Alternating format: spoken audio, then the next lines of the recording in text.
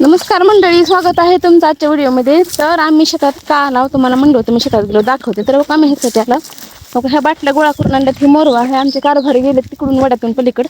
मला म्हणलं ये तिकडे सामान घेऊन. आणि आता आम्ही ही पाणी भरून आणणार आहोत. आणि त्या आंब्याचे झाडं आहेत ना आमचे लावलेले, तर त्या आंब्याच्या बुडाला ह्या बाटल्या अशा बांधायच्या. त्याला छोटे छोटे छिद्र पाडायचे, म्हणजे असं पाणी टिपकत राहतंय आणि असल्या भरवून आहे त्या आंब्याच्या झाडाला पाणी मिळतंय. तर चला मग आता हे बाटल्या बांधता आणि परत तुम्हाला बाटल्या बांधलेल्या दाखवतो. तर मंडळी बघा, आम्ही शेतात ह्यासाठी आलतो का बाटल्या. आता आमचे कारभारी तर एक एक मिनिटाला निर्णय बदलतात बघा.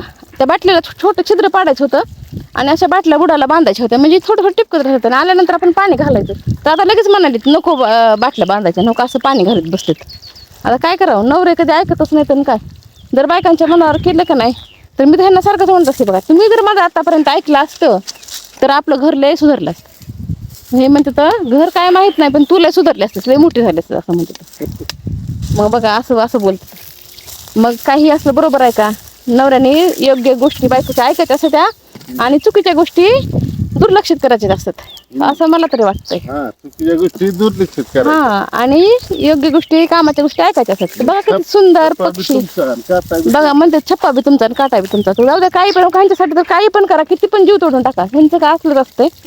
तर मंडळी चला मग आता व्हिडिओला लाईक करा, चॅनलला सबस्क्राईब करा. मग पुन्हा भेटू पुढील व्हिडिओमध्ये. तोपर्यंत श्री स्वामी समर्थ. श्री स्वामी समर्थ.